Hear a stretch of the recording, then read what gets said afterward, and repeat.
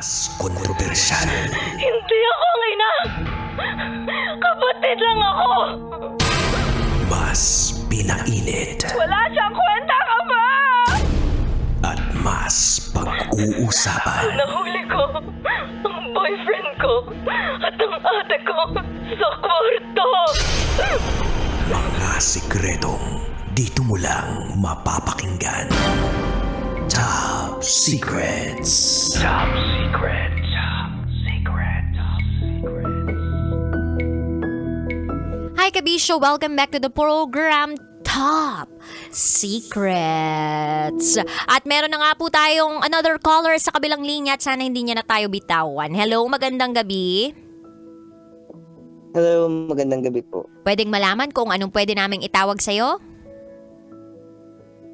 You can call me Henson. Henson, ilang taong ka na?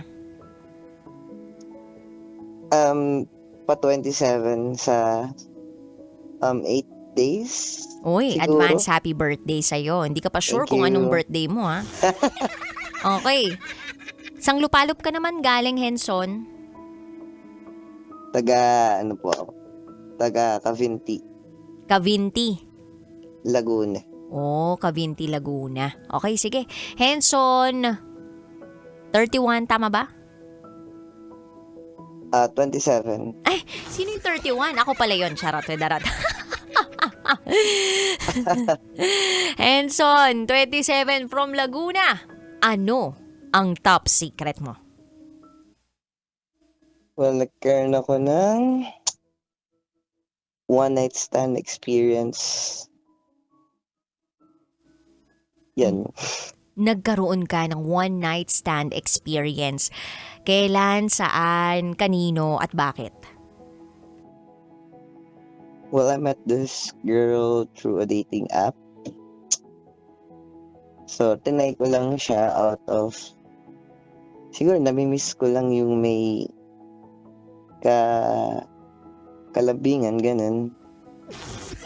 Kasi galing ako sa isang long-term relationship before. So gusto mo lang nang hinahaplos-haplos ka, ganon? Parang ganun. Okay, so naghanap ka through dating app. Yes. Pero malinaw dun sa usapan na yun lang yung hanap mo. Well, sinabi ko nun that time na I'm not looking for girlfriend. Oh, nakailang swipe right, swipe left ka bago ka nakilabas dito sa taong to? Well, first meeting naman namin. First meet nyo, pero kasi di ba kapag nag-swipe right, swipe left ka, ano to eh, tama ba yun yung ginamit mong app? Yeah.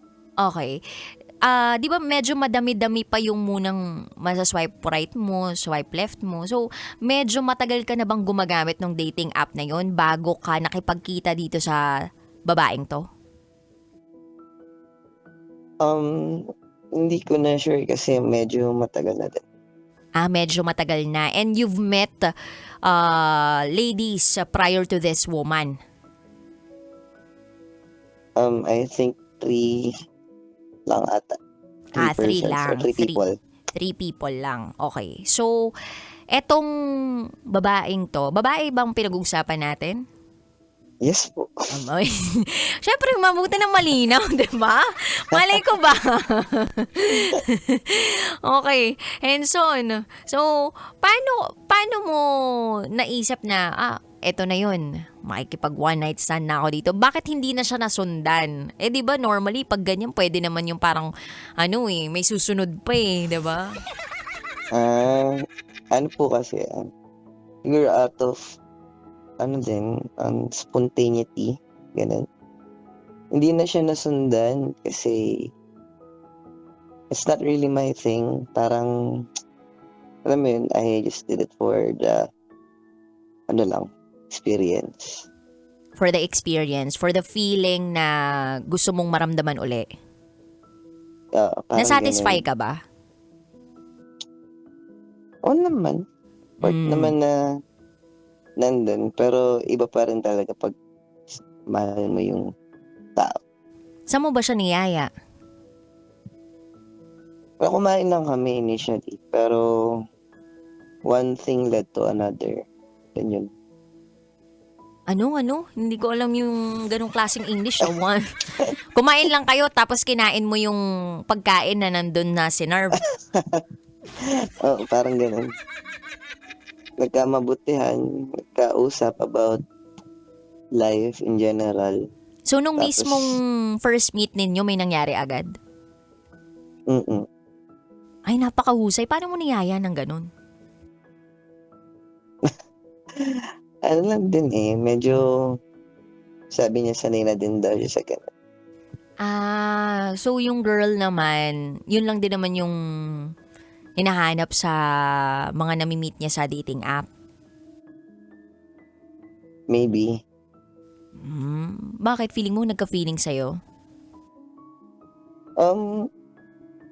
Hindi ko sure. Pero I think hindi naman siguro. Hindi ka na nag-message pagkatapos nung may nangyari sa inyo? Hindi naman. We had conversations naman after. Meron pang conversations after. Mm-mm. So parang Pero- basically friends lang pero hindi na kayo nag-hangout. Hindi na siya naulit. Hanggang ngayon ba gumagamit ka pa rin ng dating app? Hindi na. Hindi na. Mm-mm. So what is the reason kung bakit nag-stop ka na mag-dating app? First of all, parang waste of time. Yun. So, hindi na siya okay para sa akin. Tapos, ano din, walang genuine connections.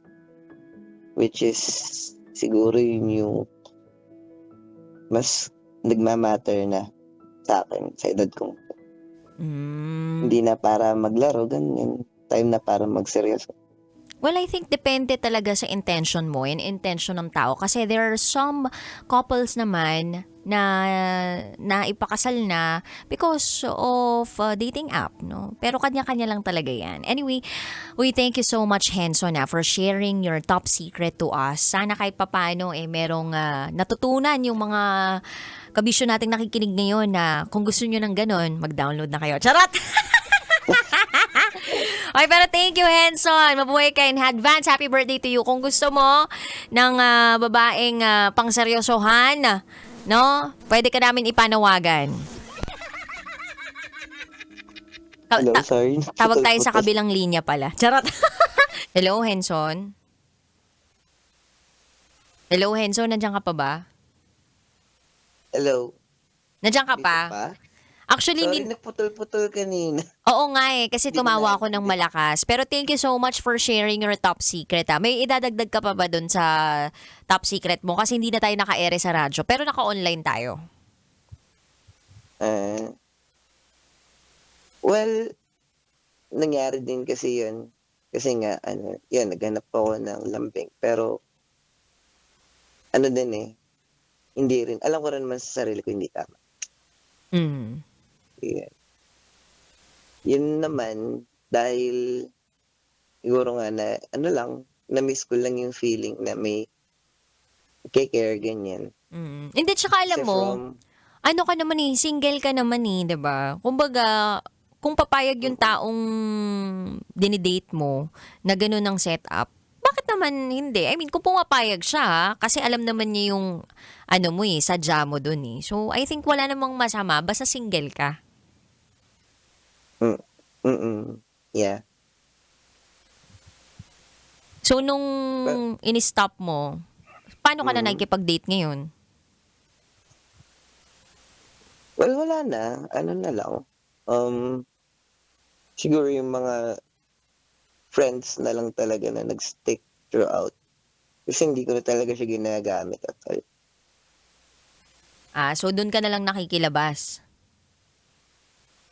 Oo, labas-labas. Kain-kain, ganun. Kwentuhan about life. Oh, first time mo bang maka-experience nung one night stand?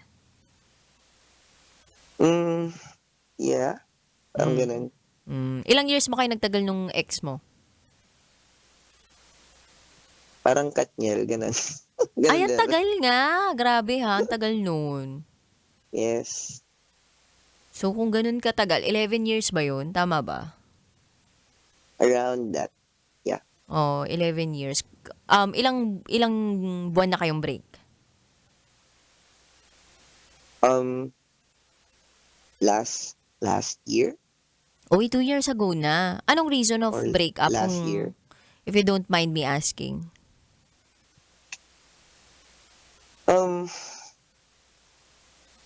It just didn't work na eh. Kasi, Wala namang third Ah. party? Wala bang nag-LDR? partly nag-LDR, Mhm. pero initially before that, parang may dinate din siyang iba. Pero I Mm. tried to make it work naman. I really tried na usapin siya, pinatawad ko naman, and then, sabi ko sa kanya, sige, ayusin natin, try natin ayusin. Pero, wala, alam mo yung feeling na parang, ikaw na lang yung na-unlock sa relasyon. Hindi naman kikilos ang isang sasakyan kung yung isang part lang ng gulong, yung kanang mga gulong lang yung nagana. Parang ganun. Pero feeling mo ba officially moved on ka na? On the path of healing. Pero masabi ko naman na masaya ako ngayon. May dinidate ka na ngayon? Meron na. O, yun naman pala eh. Kaya ka na tumigil sa pag-ano eh. Saan mo nakilala? Doon din. Pero Ah. ibang naman.